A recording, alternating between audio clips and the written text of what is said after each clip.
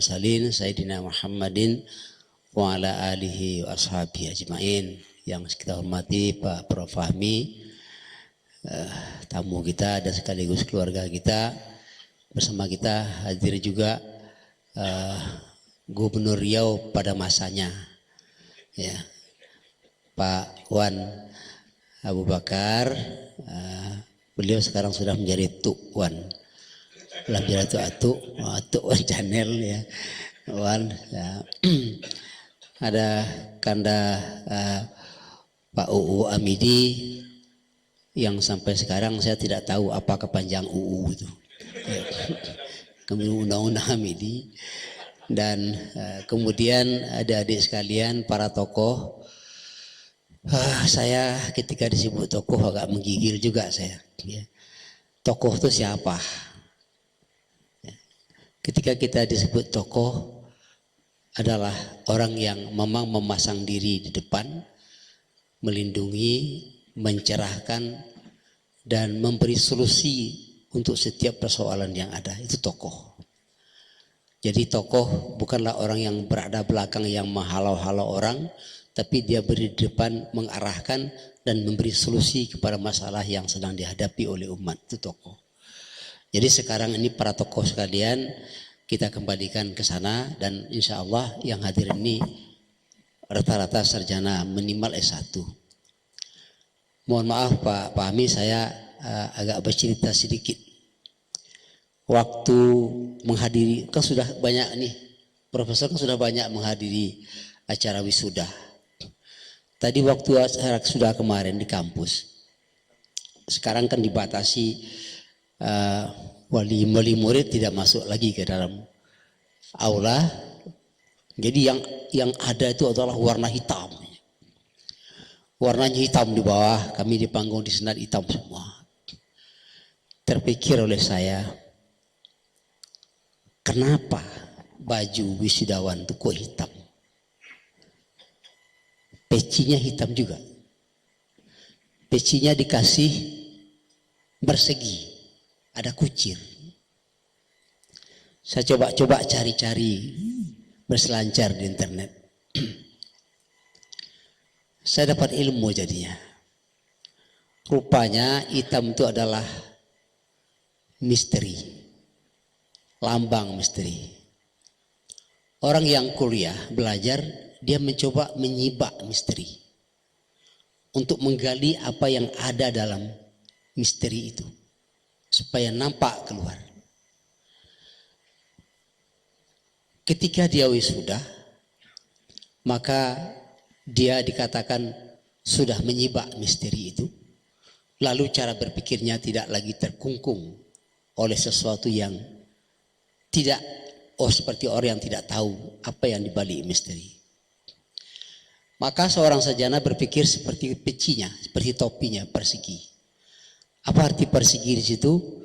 Seorang sarjana tidak boleh melihat satu masalah dari satu sisi sudut saja. Dia harus melihat masalah dari berbagai perspektif, dari berbagai sudut, sehingga komprehensif dia. Jadi dalam teori apa itu? Mengatakan berpikir melingkar. Ya. Termasuk ketika kita menerima satu informasi, suatu berita yang sampai kepada kita. Ada pepatah Arab yang artinya begini. Yang paling tahu maksud dari suatu ucapan adalah si pengucapnya itu sendiri. Ketika kita mendengar suatu ucapan, kita nggak tahu apa yang dia maksud dengan ucapan itu. Kadang-kadang dia salah mengucapkannya, maksudnya lain. Tapi kita tidak tahu artinya. Maka kita mencoba mengetahui dengan cara berpikir yang saya sebut melingkar tadi. Oleh sebab itu, kita pelajari kenapa dia berpikir demikian. Kenapa dia berkata seperti itu. Itu yang pertama. Yang kedua, saya masih ingat teori dari Clifford Geertz tentang pola anutan beragama. Ada dua. Yang pertama disebut dengan apa yang disebut dengan religiousness. Yang kedua apa yang disebut dengan religious mindedness. orang beragama dengan pola religiousness, agama itu datang kepada suatu komunitas, kemudian komunitas itu sudah ada sebelumnya dengan peradabannya, dengan kebudayaannya sudah ada. Agama itu datang kemudian dibawa ke sana. Orang yang dengan pola anutan agama religiousness itu dia mencoba memahami agama itu secara baik, kemudian dipahaminya budayanya, lalu kemudian mana-mana yang tidak sesuai dengan agama dibuangnya, yang sesuai dengan agama diperkuatnya dengan agama itu sendiri. Nah, ini pola yang dilakukan di dunia Melayu, terutama dimulai dulu di daerah di Minangkabau pada abad ke-15-16 Masehi, dengan mencoba meramukan, memadukan antara Islam, antara syarak dengan adat, maka muncullah suatu rumusan adat basandi syarak, syarak basandi kitabullah. Ketika itu sudah dilakukan itu dan dibuat itu, maka Minangkabau itu pada waktu itu yang dulu kerajaan Hindu berubah menjadi kesultanan. Tapi kemudian orang Minang, karena tadi seperti katakan oleh Prof. Fahmi, orang kan sudah kental dengan budaya sebelumnya. Makanya walaupun sudah dibuat rumusan yang begitu begitu apik, tapi tetap saja budaya-budaya sebelumnya diamalkan. Tahayul, syirik, segala macam itu diberlakukan terus. Lalu kemudian setelah pulang 3 orang pahlawan perang dari Mekah, 3 orang haji datang ke Minangkabau melakukan pembersihan gerakan Puritanisme Islam, maka terjadilah perang antara kaum Padri dengan kaum adat. Singkat cerita, kaum adat terdesak minta bantuan kepada Belanda. Bagi Belanda, apa yang terjadi? Pucuk dicinta, ulam tiba. Dia bantu pemuka tokoh adat. Tapi tokoh-tokoh adat kemudian sadar bahwa Belanda sudah memperkuda, bersatu dengan Padri, lalu sama-sama berlawan dengan Belanda. Akhirnya kalah juga. Nah, ketika kalah itulah kemudian orang-orang di daerah apa yang rumusan yang dibuat daerah Minangkabau itu menjadi suatu di dunia Melayu kemudian dalam bentuk religiousness, maka muncullah yang disebut yang kedua itu apa? Syarak mengatur, adat memakai. Itu perpaduan antara syarak yang datang kemudian dengan adat yang sudah ada sebelumnya dalam bentuk religiousness seperti teori Girt itu, yang kemudian menjadi damai setelah itu. Yang kedua, teori yang disebut dengan religious mindedness. Religious mindedness itu adalah satu komunitas, suatu kaum yang sudah berbudaya, kemudian didatangi oleh agama itu dipahami dengan budayanya. Akhirnya agama itu ditundukkan oleh budaya. Kalau yang tadi sebaliknya. Nah, pola yang kedua ini terjadi apa yang disebut dengan sinkritisme. Nah, di dunia Melayu pada umumnya yang terjadi adalah religiousness itu. Adat basani syarak, syarak basani kitabullah. Tapi sebagiannya tadi agama, budaya yang dijadikan sebagai basis, kemudian agama diikutkan ke sana. Bapak dan saudara sekalian, tak ada ibu-ibu ya? Tidak ada ibu-ibu ya? Agak kering juga tidak ada ibu-ibu. Ya. Oh, di live streaming ya. Ya. Nah, ada yang menarik dalam kajian yang dirumuskan oleh orang tua kita dulu, adat bersandi syarak. Sebenarnya Pak Fahmi, pepatah itu sebenarnya tidak bisa diubah dengan sandi. Sekarang diubah dengan bahasa Indonesia, adat bersendi syarak. Sendi adalah sesuatu yang awal. Kalau kita membuat rumah, sendi duluan. Tapi kenapa orang tua kita membuat ramuan, meramu sebuah kaidah yang dijadikan sebagai pegangan untuk semua di dalam Melayu? Apa? Adat bersandi syarak. Padahal adat lebih dulu. Syarak itu datangnya kemudian. Kenapa kok adat yang syarak yang dijadikan sandi? Maka yang benarnya bukan sendi, tapi sandi. Apa yang katakan sandi? Sandi itu adalah sesuatu yang datang kemudian, tapi menguatkan apa yang ada, dan yang di atas itu menyesuaikan diri dengan sandinya di bawah. Kenapa begitu? Kan orang tua-tua mengatakan alam takambang menjadi guru. Apa maksudnya? Orang tua kita dulu di dunia Nusantara inilah, kan tidak ada rumahnya rumah batu, kan semuanya rumah panggung. Rumah panggung itu selalu yang kalau membuat rumah tiang duluan. Sudah dipasang semua tiang, pasak segala macam, berdiri rumah itu, kerangkanya sudah berdiri, barulah kemudian dicari batu pipis atau apa yang keras, ditaruhkan di sini di atas. Inilah namanya sandi. Sandi inilah kemudian namanya, inilah syarak itu, dan inilah adat itu. Makanya adat bersandi syarak. Ini perpaduan yang sangat harmonis, yang manis sekali antara bagaimana memadukan adat dengan syarak Islam yang datang kemudian, tapi dijadikan sandi kemudian, disesuaikan demikian. Jadi tidak terjadi sinkretisme. Jadi bapak-bapak dan ibu sekalian, saya tidak ada ibu-ibu ya, tapi ada di live streaming ya. Mudah-mudahan ada. Mudah-mudahan ada. Jadi bapak dan ibu sekalian, saya mencoba kita memahami kondisi seperti yang sekarang ini, supaya kita bisa melihat dari berbagai perspektif masalah-masalah yang ada sekarang itu. Jadi kita tidak bisa terima atribut itu saja sebagai seorang, misalnya seseorang, apalagi dia tokoh atau ditokohkan, yang dia keluarkan tentu ada dasar-dasar kajian belakangnya, nggak tahu lah, gitu ya.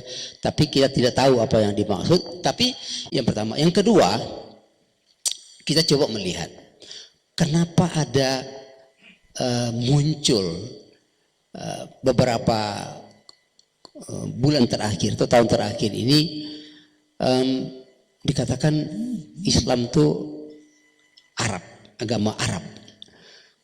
Pasti ada hubungannya dengan masalah kondisi sosial sosiologis masyarakat. Kenapa? Saya melihat begini.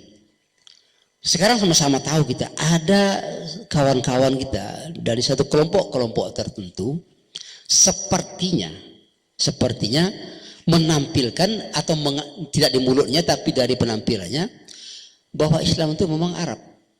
Apa artinya? Penampilan orang Arab. Bahkan maaf etikanya juga etika Arab. Lalu orang mengidentikan antara Islam dengan Arab. Coba kita pahami ayat Al-Quran. Yang pertama ayat Bismillahirrahmanirrahim. Wa ma Muhammadun illa rasul qad khalat min qablihir rusul. Muhammad itu, yang dimaksud dengan Muhammad itu rasul, bukan Arabnya. Yang kedua, maka Muhammadun aba ahadim min rijalikum. Jadi Muhammad yang dimaksud itu bukan Muhammad bapaknya Fatimah, bukan Muhammad suaminya si Khadijah atau Aisyah, tapi Muhammad itu adalah manusia limited edition. Manusia yang dicipta secara khusus tapi lahirnya di Arab. Coba kita pelajari karakter orang Arab. Mohon maaf ya. Kita pelajari karakter orang Arab, masyarakat padang pasir yang nomaden. Ya. Pelajarilah karakter Nabi Muhammad. Berbeda jauh antara bumi dengan langit. Walaupun beliau lahir di situ, ayah beliau orang Arab, ibunya orang Arab, tetapi kepribadiannya, akhlaknya itu tidak mencerminkan sebagai orang Arab. Beliau adalah manusia khusus yang dicipta secara khusus. Maka yang kita ikuti beragama Islam itu bukan Arabnya, tapi Muhammadnya. Nah, kalau kemudian Islam itu disebut datang dari Arab, bukan Islam datang dari Arab, karena agama Islam itu diturunkan. Ini hak prerogatif Allah Subhanahu Wa Taala. Allah memilih seorang hamba yang dia siapkan untuk menjadi rasul sejak dari dulu, dititipkan ke rahim Aminah. Tapi lahirnya di Mekah. Kenapa lahirnya di Mekah? Tadi lagi kita katakan kita hanya bisa menerka-nerka. Cocoknya di situ karena mungkin faktor geografis segala macam lah. Masih panjang kajiannya seperti itu. Tetapi yang jelas Islam itu adalah, makanya dulu waktu saya belajar bahasa Belanda itu dia orang Belanda menyebut Islam itu Muhammadanis. Jadi agamanya Muhammad. Jadi kembali kepada yang tadi, yang datang itu karena dia dikembangkan, diturunkan di bumi Arab, disampaikan kepada seorang makhluknya, hambanya yang bernama Muhammad, yang dia sucikan oleh Allah Subhanahu wa taala. Tentu Islam itu berkembang di situ dulu. Karena Islam berkembang itu dulu, tentu orang itu yang datang membawa ke Indonesia. Nah, oleh sebab itu yang datang itu adalah memang orang Arab yang membawa. Tetapi yang dibawanya adalah agama Islam yang dari Allah, dari Muhammad SAW. Kita melihat seperti itu. Nah, kemudian kenapa muncul ada gerakan semacam gerakan Arabisphobia? Ya, tadi ada sebagian yang kita lihat sekarang, kawan-kawan kita yang begitu keras sikapnya dan tidak mau bersahabat dengan orang lain kalau tidak sama dengan dia, berpenampilan seperti penampilan Arab. Ya, akibatnya Arab Marum. Nah, akibatnya apa? Menimbulkan antipati. Sebenarnya antipati kepada orang itu berpenampilan itu, tapi ujung-ujungnya kepada Islam. Nah, jadi suka tidak sukanya orang kepada kita tidak selalu datang dari orang, tapi juga datang dari dalam diri kita sendiri. Nah, ketika kita menghadapi persoalan-persoalan seperti ini, kita coba melakukan pendekatan dari perspektif seperti itu. Jadi kita bisa pahami ternyata ada sebabnya. Ada sebabnya keluar sebuah statement itu, ya. Nah, kemudian mungkin waktu mengucapkannya dengan cara yang agak dalam suasana yang tidak kondusif, maka timbullah gejolak seperti itu. Saya melihat ke situ arahnya persoalan kita sekarang, bagaimana kita mencoba memberikan kepada umat kita, kepada jamaah kita wawasan-wawasan yang seperti ini, dalam arti paling tidak menurut saya dulu, sehingga tidak terjadi sesuatu yang menambah gesekan-gesekan yang sangat tidak menguntungkan. Saya melihat begini, kita ini dalam rekayasa orang terus. Kalau kita buka HP ini, buka YouTube, itu selalu aja keluar produk-produk baru. Sampai produk untuk menangkap tikus pun keluar juga sekarang, macam-macam. Perabot rumah tangga keluar terus. Kita umat Islam produk apa yang keluar? Tidak ada. Yang keluar adalah produk serang sana, serang sini. Bertengkar masalah jenggot, tidak sudah. Bertengkar masalah celana, tidak sudah. Ya, bertengkar masalah tahlil, masalah kunut, dari dulu itu ke itu aja. Sementara orang sibuk menghasilkan produk. Akibatnya kita membeli aja berkepanjangan. Uang kita habis untuk orang saja. Saya, Pak Wan, secara iseng, suatu ketika di depan Rio Pos Panam itu ada orang jual bubur ayam. Saya suka makan bubur ayam. Pagi hari kan orang pergi kerja banyak tuh. Jadi saya tengok sepeda motor berseliweran. Saya lagi iseng, saya teli di HP saya. 1, 2, 3. 1 menit itu Pak Fahmi 112. Itu 5 tahun yang lalu. 1 menit sepeda motornya lewat itu 112. Harinya hari Sabtu. Besok hari Ahad saya hitung lagi 111. 2 hari itu dibagi 2 menjadi 200. Berapa itu? 13. Iya, 13. 223 bagi 2, ya kan? Taruhlah 112 itu ya. Itu 1 titik di Pekanbaru, 1 titik. Berapa banyak titik? 2019 saya ke Jepang. Ada 2 kota yang saya turun di Jepang. Yang pertama kota Toyada. Toyada itu kota kecil. 1 jam naik pesawat dari Tokyo. 3 hari saya di situ keliling tiap pagi. Tidak jumpa saya sepeda motor di situ. Tidak ada. Penasaran saya. Hari terakhir saya jalan masuk gang keluar gang. Jumpa saya 1 sepeda motor, ibu-ibu pulang belanja. 1 saja. Orang bersepeda. Itu kota kecil. Ketika saya ke Tokyo juga seperti itu. Keliling juga saya. Ada berapa hari saya di situ, tidak jumpa sepeda motor. Mikir saya. Di kampung saya, di negeri saya, 1 detik itu 112. Di 1 kota. Di 1 titik 1 kota. Di Jepang sudah berhari-hari saya hanya berjumpa 1 sepeda motor saja. Tetapi apa kerjaan? Orang itu mengembangkan terus. Kerjaan orang kampung saya apa? Kayaknya bertengkar masalah jenggot, ya, masalah celana. Enggak, sudah. Saya katakan, kita di rumah antara sahabat, ayah, ibu, bapak, abang, adik bertengkar masalah bid'ah, masalah ini tidak sebentar bertengkar. Kita hasil bertengkar itu tanah di belakang rumah dikaplingi orang. Jadi jangan kita mau dibuat orang mainan-mainan untuk membuat kita lengah lalu kita dijual oleh mereka. Pak Uwam ini beliau kan sekarang sudah, saya tidak menyinggung Pak UU. Mau menyinggung aja lah, bagus, itu kan sunnah, silakan, bagus, ya, tidak masalah. Tapi yang saya katakan Pak UU ini, beliau kan seorang antropolog, ya. Beliau seorang, ini guru saya nih, abang saya ini guru saya nih. Beliau tahu, ini apalagi Pak Wan, mantan gubernur, tanah Riau ini berapa persen cuma yang betul-betul milik orang Melayu. Berapa Pak Wan? Tidak usah jawab, Pak Wan lah tahu orang semua itu. Itu semua. Siapa? Apa? Kita asik saja. Ketika orang mengambil kita marah. Saya kalau di kampus saya nggak tahu, mungkin Pak Fahmi juga mengalami itu. Mahasiswa kalau datang ke kampus, kalau ke kelas, sukanya duduk belakang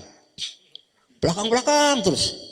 Terakhir-akhir saya bilang, kalau kalian di belakang terus, inilah penyakit bangsa kita. Ada kesempatan untuk di depan, tidak mau. Baik ke belakang. Ketika kesempatan diambil orang, marah. Akibatnya apa? Tukang demo aja kalian terus begini. Ya, tukang demo. Akibatnya muncullah perusahaan demo. Perusahaan demo. Mendemo dulu kalau Pak Wan misalnya, saya nggak lupa. Pak Wan jadi gubernur pada demo apa tidak, saya lupa saya. Andai kan adalah misalnya. Nanti Pak Wan gubernur demo. Si Anu. Besok demo yang lain dia juga sama juga. Kenapa demo? Karena dapat uang. Itulah kita. Jadi kita by design oleh orang lain. Akibatnya kita tidak pernah berpikir tenang, tidak pernah berpikir serius. Sekarang jangan terlalu kita terjebak untuk informasi-informasi yang membuat kita menjadi terjebak berpikiran sempit. Kita sikapi dengan karakter seorang sarjana yang topinya bersegi-segi tadi. Saya melihat dari sisi itu. Mungkin kita agak berbeda sedikit, tapi saya merasa perlu juga menyampaikan ini, suatu perspektif yang seperti ini, supaya apa? Supaya kita jangan dibuat orang. Kita didesain. Saya katakan sekali lagi, kita didesain sekarang. Kalau bolehlah saya mengkotak-kotakkan peta umat Islam sekarang itu 3. Di sini ada kelompok Salafi Wahabi misalnya. Di situ tuh dia muncul menjadi sebuah negara besar. Saudi Arabia ada rajanya. Di sini ada Syiah. Ada Irannya. Punya imam dia. Ada imamnya, ini ada rajanya. Ada kelompok ketiga, Ahlus Sunnah wal Jamaah, yang rajanya sudah dibubarkan. Khalifah. Ya, pada masa Turki Utsmani. Yang paling banyak ini kelompok Ahlussunnah wal Jamaah ini paling banyak. Nah, Wahabi dan ya katakanlah kelompok Wahabi Arab Saudi dengan Syiah ini diadu. Lalu mereka berperang mencari pendukung di kelompok umat Islam yang begitu banyak yang tidak ada induknya. Ahlussunnah wal Jamaah itu yang tidak ada induknya. Yang terbanyak di Indonesia. Maka datanglah mereka membantu. Jadi Syiah masuk, Habib masuk di sini, dikeroyok oleh kita. Nah sementara semuanya dimainkan di atas oleh kapitalisme, komunisme, memainkan semua. Kita menjadi sasaran terus berkepanjangan. Akibatnya tenaga habis, energi habis, pikiran habis, semuanya habis. Arang habis, besi binasa. Assalamualaikum warahmatullahi wabarakatuh. Assalamualaikum warahmatullahi wabarakatuh. Ya, menarik nih yang disampaikan oleh Prof. Alidin Koto. Karena kita dialog, diskusi, nanti kita juga akan minta pandangan, pendapat dari para tokoh yang hadir di sini. Ya, perlu kita sapa juga dulu. Ya, terlupa tadi ini tokoh-tokoh kita yang hadir di sini luar biasa. Cukup sepertinya penuh ruangan ini ya, penuh kursinya. Bahkan ada nambah lagi kayaknya kursi lagi. Karena penuh ini ada ayahanda kita Pak UU Hamidi, tokoh kita yang kita hormati Pak Wan Abu Bakar juga, mantan pimpinan kita di Riau, kemudian Bang Yana, dan masih banyak lagi. Saya nggak bisa sebutin satu-satu, habis waktunya nanti ya. Kata Ustadz Abdul Somad, tua nggak disebut gelar, muda nggak dipandang nama. Ya, semua dikenang semua. Baik, saya mau menyikapi terkait dengan apa yang disampaikan oleh Prof. Alidin Koto tadi. Yang menarik bahwa ternyata kita ini didesain di kotak-kotak, dipecah-pecah, terlepas apa motif Menteri Agama menyampaikan itu, apakah memang keceplosan atau lupa tadi merasa langsung aja ngomong atau seperti apa, ya hanya dia yang tahu makna dari ucapannya. Tapi yang menarik tadi adalah ternyata kita didesain ya Prof ya, yang buktinya kita memang terkotak-kotak. Ada Wahabi, ada Salafi, ada Ahlus Sunnah, ada bahkan ada Islam moderat, ada Islam radikal, dan seperti apa gitu. Nah ini jadi problem bagi kita. Harusnya Islam just Islam, Islam hanya Islam, tidak ada Islam moderat, tidak ada Islam radikal, tidak ada Islam yang lain sebagainya. Lalu bagaimana tuh Prof? Ya kalau kita sekarang ini didesain, harusnya kan kita mendesain Islam itu jadi satu, Islam itu jadi utuh, Islam itu nggak terkotak-kotak. Itu apa langkah yang harusnya kita mulai saat ini, Prof? Prof. Kita lihat dulu Indonesia. Katanya Indonesia ini sudah didesain sejak tahun 1971 akan jadi seperti ini.